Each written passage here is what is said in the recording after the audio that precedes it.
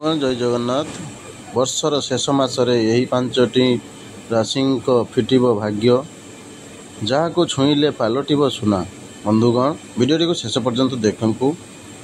वैदिक ज्योतिष शास्त्र रे 4 डिसेम्बर 2025 गुरुवार सकाळ 8:34 रु सुख समृद्धि और प्रेमर ग्रह शुक्र और शक्ति साहस भूमि दुकान और घरर ग्रह मंगल परस्पर ठारू मात्र 18 डिग्री कोण रे अवस्थित हेबे। एही विशेष कोणीय स्थिति को अष्टदश युग कहा जाए, जहाँ को अत्यंत शुभ बोली विवेचना करा जाए। इंग्राजी रे यह को वेजिनेटल एस्पेक्ट कहा जाए। ज्योतिष हर्षवर्धन सांडिल्य व्याख्या करिसेंती जे हिंदू धर्म और ज्योतिष शास्त्र रे 18 संख्या को अत्यंत शुभ बोली विवेचना करा जाए, कारण यह 9 पर्यंत युग करे, जहाँ को संख्या विज्ञान रे सबुठारु शक्तिशाली संख्या भाव रे विवेचना करा जाए। यह व्यतीत कुंडलीर नवम घर को सबुठारु भाग्यवान बोली विवेचना करा जाए। यही दुर्लभ संयोग समस्त राशि उपरे प्रभाव पकाइबो, किंतु 5टी राशि पई एही दिनटी विशेष भाव रे आर्थिक लाभ, कैरियर उन्नति एवं समृद्धि आनिबो। आसंतु जानिबा एही शुभ मिश्रण को केउ राशि सबुठारु अधिक लाभवान हेबे। बंधुगण मेष राशि डिसेम्बर मासर अष्टदश युग मेष राशि पाई विशेष संयोग आनी थाए।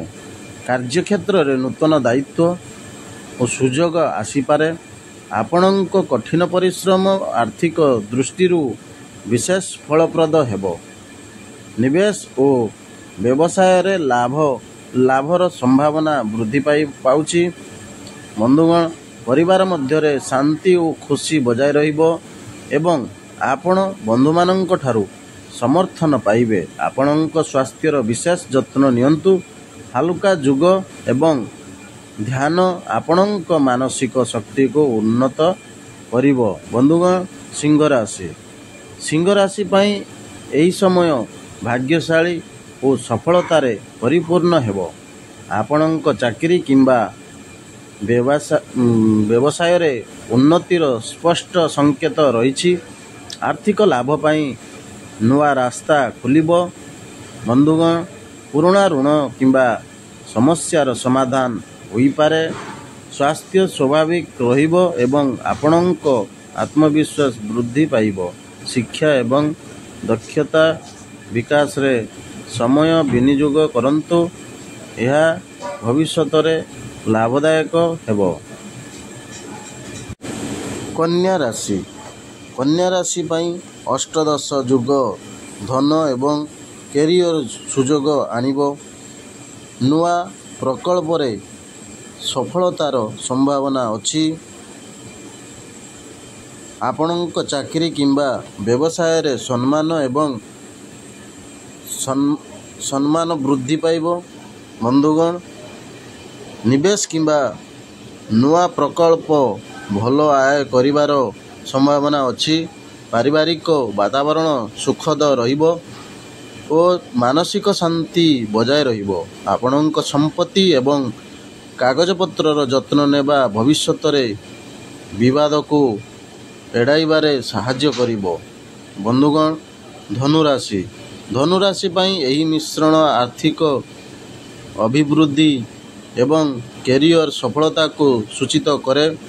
व्यवसायी माने लाभ पाइबे एवं चाकरी रे थिबा लोक माने पदोन्नति किंबा अतिरिक्त दायित्व पाई पारंती।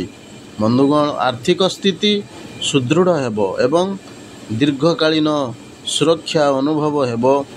सामाजिक संपर्क एवं सुदृढ़ हेबो। भ्रमण किंबा नूतन प्रजुक्ति विद्या शिखिबार सुयोग आसीपारे, जहाँ भविष्यत रे आपणक कैरियर को ଲାଭଦାୟକ କରିବ। ବନ୍ଧୁଗଣ, କୁମ୍ଭ ରାଶି ପାଇଁ ଡିସେମ୍ବର ମାସ ବିଶେଷ ଲାଭଦାୟକ ହେବ। ଆପଣଙ୍କର କଠିନ ପରିଶ୍ରମ ଆର୍ଥିକ ଭାବରେ ଫଳପ୍ରଦ ହେବ। ଆପଣଙ୍କର ଚାକିରି, ବ୍ୟବସାୟ କିମ୍ବା ନିବେଶରେ ଲାଭର ସୁଯୋଗ ବୃଦ୍ଧି ପାଇବ। ଆପଣଙ୍କୁ ପରିବାର ଏବଂ ବନ୍ଧୁମାନଙ୍କଠାରୁ ସମର୍ଥନ ମିଳିବ। ବନ୍ଧୁଗଣ, ଆପଣଙ୍କର ସ୍ୱାସ୍ଥ୍ୟ ସ୍ୱାଭାବିକ ରହିବ ଏବଂ ଆପଣଙ୍କର ମାନସିକ ମନୋବଳ ଉଚ୍ଚ ରହିବ। ଯୋଗାଯୋଗ ଓ ନେଟୱାର୍କିଂ ଉପରେ ଧ୍ୟାନ ଦିଅନ୍ତୁ।